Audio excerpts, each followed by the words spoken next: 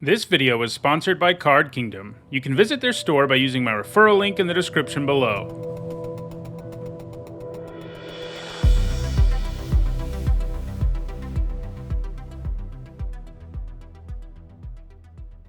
Hi everyone, I'm Nizzahon, and it's Monday, and that means it's time for another MTG Top 10, the series where I rank cards based on their historical performance at Magic's highest level of competition. At least, that's normally what I do in this series. I also look at the worst cards ever from time to time, and we're doing another one of those today. So far, I've looked at the worst monocolored cards for every color, except for green, and today we're completing the cycle with a look at the worst green cards ever printed. My videos on the worst cards ever aren't based on data quite as much as my videos about the best cards, and ultimately, the cards that show up on this video and where they are ranked is based on my opinion. But I do use some data to help me make my selections. For a card to appear on this list, it has to have never appeared in a top 8 deck at a significant Magic event, nor can it be widely played in EDH. I use EDH Rec for that side of things since it has a massive database of almost 500,000 decks. Additionally, the cards that appear in this video are also all terrible and limited. To be eligible for this list, all a card had to be able to do was be mono green. In all, that means 3,500 cards were eligible for this video, where I will give my picks for the 10 worst green cards ever. At number 10, I've got Bognar, a 5-mana 2/2 from Apocalypse that gets +2/+2 anytime a player plays a black spell. Getting that kind of boost from black spells isn't bad, especially in a black-green deck, but it also isn't good, and the base stats of this creature are absolutely horrendous, as a 5-mana 2/2. For an idea of what could make this card better, we can look at another Gnar from Apocalypse in Glade Gnar, which also isn't a very good card, but a 6-mana 4/4 that becomes a 6/6 until end of turn when a blue spell is cast is definitely way better than Bognar. It only costs 1 more mana, but has far better base stats. As a result, the other Gnar gets to avoid making this list, while Bognar comes in at number 10. At number 9, it is Groff Skither. This is another creature with absolutely horrible base stats in a really weak text box. It lets you return one of your other Groff Skithers from your graveyard to your hand, but only when it gets blocked. Obviously, this card is at a huge disadvantage in a singleton format like EDH, but it's a terrible card either way. This is just an incredibly weak payoff for playing multiples of this 6-mana 3/3 in your deck. I guess the idea is that if you have one in your graveyard and your opponent blocks this with an X3, you get a 2-for-1, but a lot of the things have to line up just right for that to even be a possibility. For one thing, your opponent will just never block this when the result would be a trade, and it isn't like it'll be hard for them, since you're in the later stages of the game. You also have to have another Groff Skither in the yard, which isn't a guarantee either. This card would be much better if it took a page from most other collect-em-all type cards, which let you search your library for another copy of that card, instead of requiring you to have one in your graveyard and requiring your opponent to block for you to get any value at all. At number 8, I have Viridian Scout. This is a 4-mana 1/2 that you can sacrifice for 2 generic and a green to deal 2 damage to a creature with flying.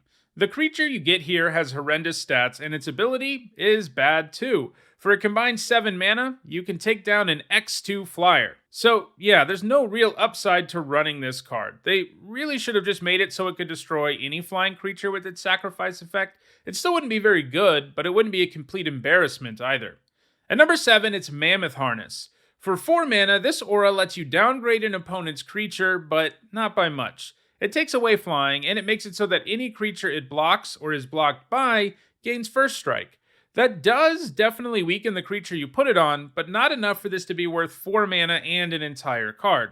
Sure, it means you could throw all your blockers in front of the creature to take it down with all the first strike, but you still need those creatures to show up, and you need your opponent to attack with their creature in this type of situation, and that just won't happen. At number 6, it's Shelkin Brownie.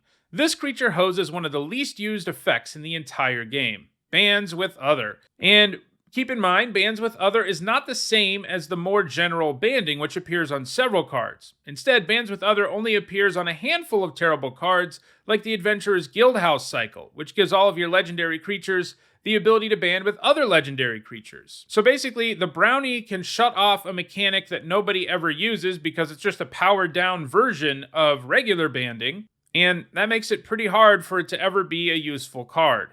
Before we get to the top half of the list, let me tell you about this video's special sponsor, World Breakers, Advent of the Khanate. You may have heard me talk about this game before, as it has sponsored a few other videos, and I even did an unboxing of the game's prototype. You can find a link to that unboxing in the description.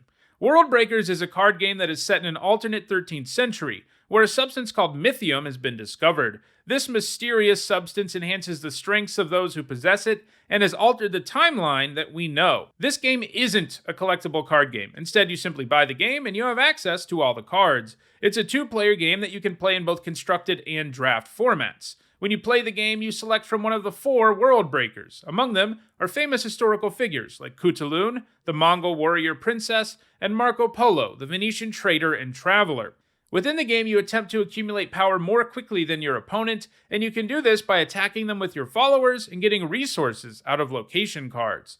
I'm really excited about this new game, and I hope you are too. The Kickstarter campaign for it began earlier this month, and it ended up getting fully funded in less than 24 hours. You can still pledge to the game if you want to make sure you get your own copy. If you do that by clicking on the special link in the description, you'll even get an alternate art version of Marco Polo featuring me. This game is awesome, and you should definitely check it out. Alright, time to get back to looking at something that's not so awesome, and that is my picks for the 5 worst green cards ever.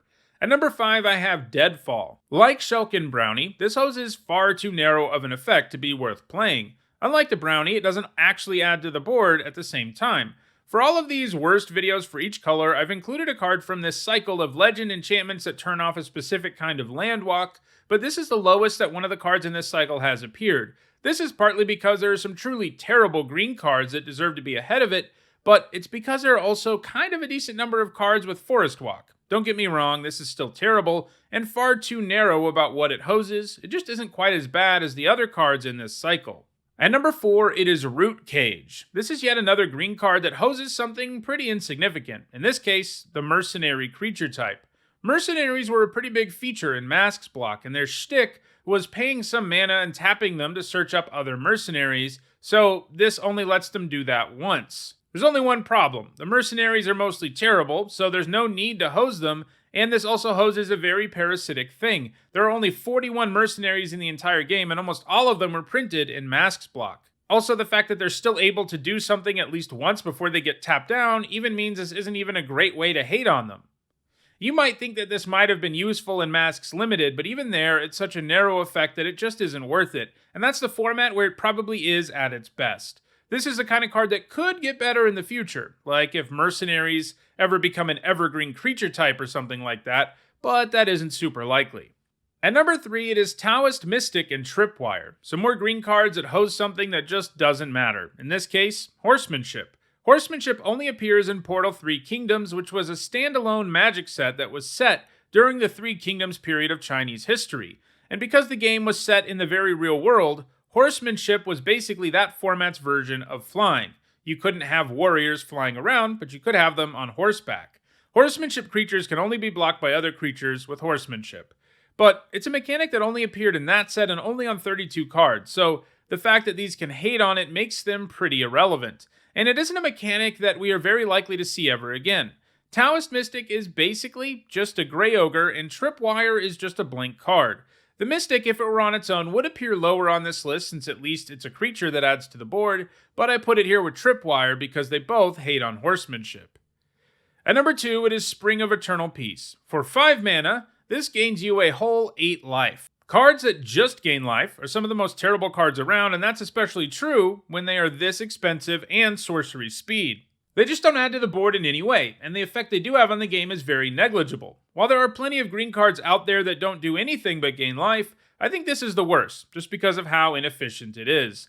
Some of the others make you jump through hoops to gain life, like gaining a bunch of life for each creature or land you might have in play, but they have the potential to gain you a bunch of life in the right situation, while Spring of Eternal Peace is always maxing out at the meager 8 life you get for 5 mana.